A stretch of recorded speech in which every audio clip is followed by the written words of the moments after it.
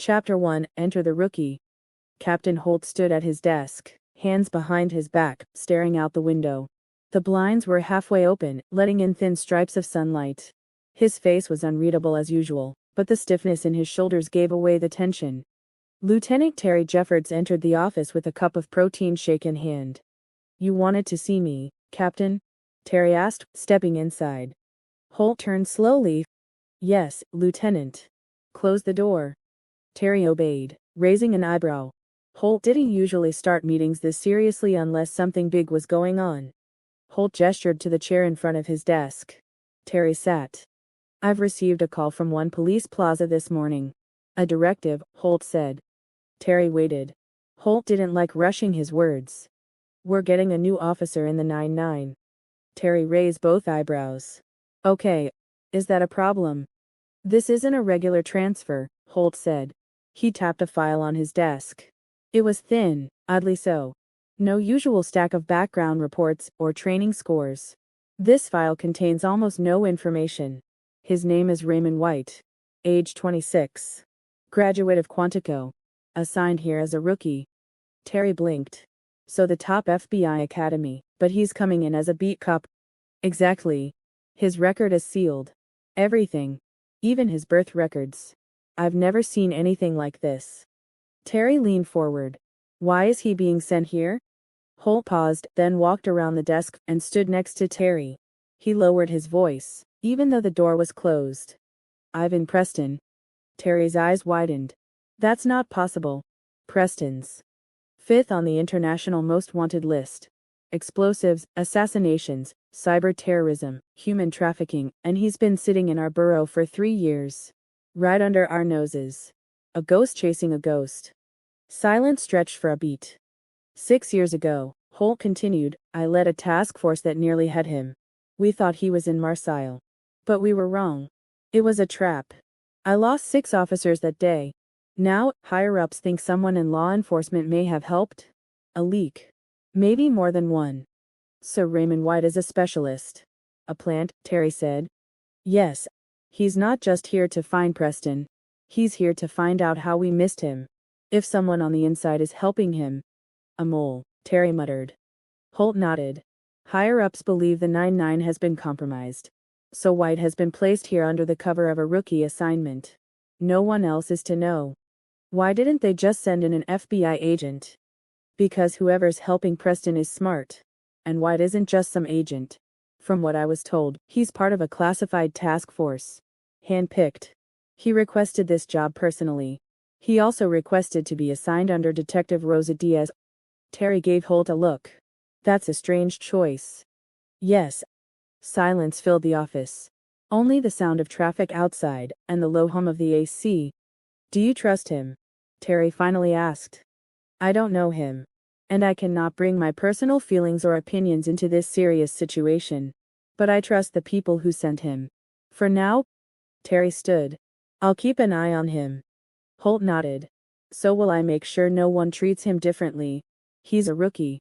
That's the story. Nothing more. Terry was already at the door when Holt spoke again. Lieutenant. If this goes wrong, and Preston gets wind of it, people could die. So, keep an eye out there. Report back to me if you find anything suspicious. Terry's jaw tightened. He gave a nod and walked out. A few hours later.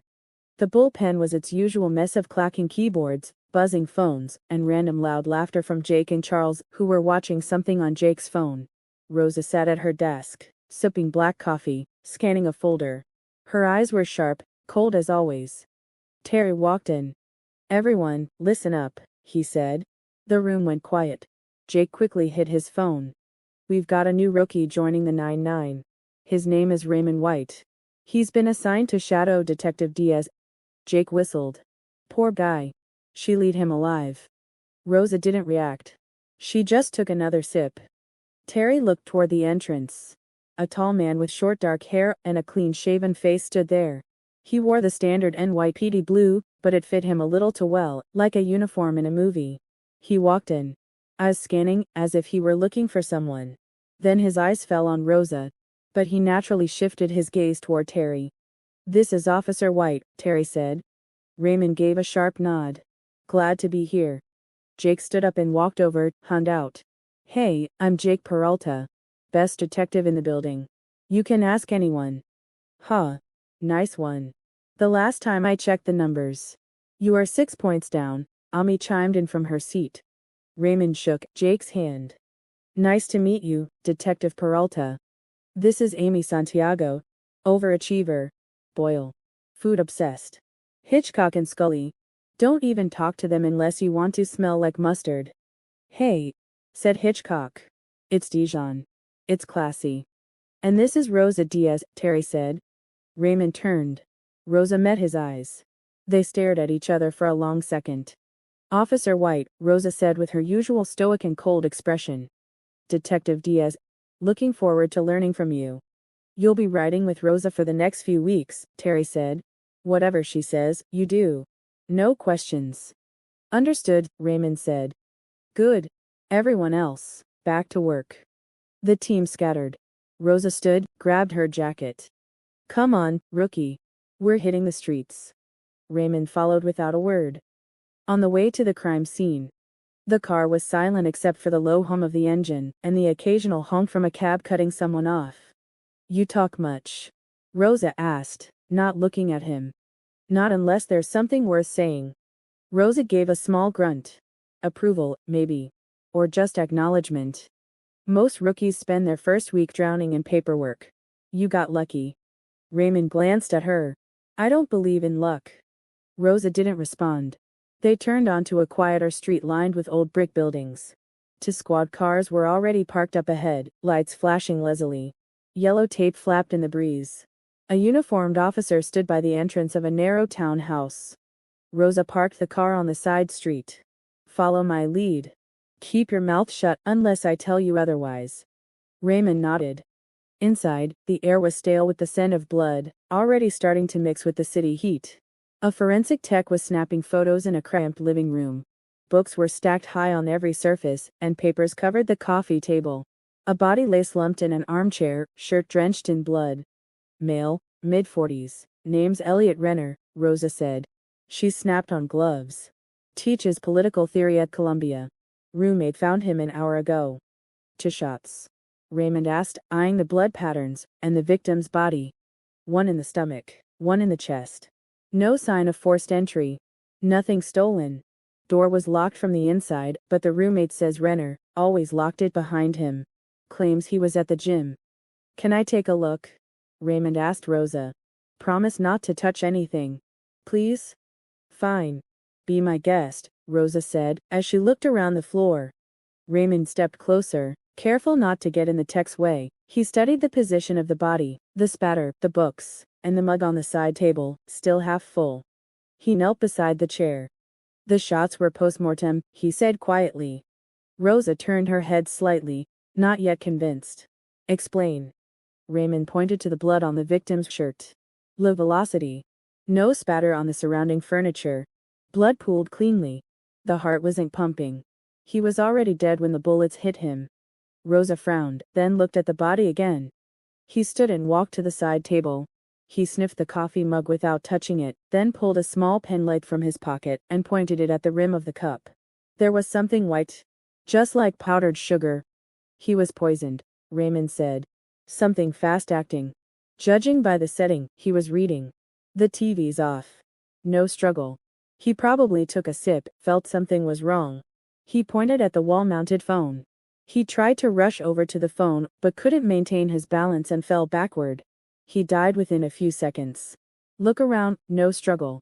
Then someone came in and took the shot, just to be sure, or just holding enough grudge to double-tap him. Well, all in all, this is the work of an amateur. Look at this guy, Rosa thought. She then looked at the forensic tech. Mug. Then she looked toward the rookie, who was just too good to be a rookie. Raymond gave her a little eye signal to look at the bathroom rug. The muddy shoe print, and then he signed to the roommate, who was standing outside the door. His shoes were also muddy. It rained in the morning, and outside there was a garden. Garden means mud in the rain.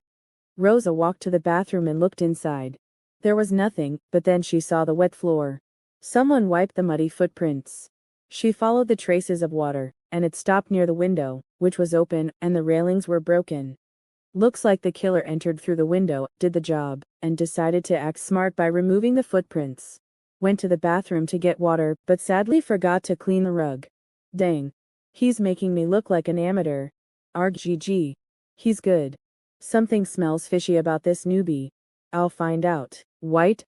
Rosa turned toward the forensic tech. Mug, she repeated, sharper this time. The tech snapped to attention, grabbed the mug with gloved hands, and moved to his portable kit. He unscrewed a capped vial, dipped a thin test strip inside the coffee, and waited. Raymond stood back, hands at his sides, watching. A few seconds passed. The strip turned a pale blue. Fast-acting alkaloid, the tech said. Probably aconitine. Looks like it was dissolved into the coffee. Rosa didn't say anything and walked toward the roommate in the hall. Raymond followed her outside, and stood near the stairs, acting normal. Rosa stopped in front of the roommate. He was weary, twitchy, mid-30s, in gym shorts and a hoodie. Beads of sweat clung to his forehead, but not the kind from a workout. What's your name again? She asked. Brian. Brian Lentz. Brian, I need you to take off your shoes. His eyes flicked down to his sneakers, then to her face. Why? Just do it. I already told the other officer. Take them off.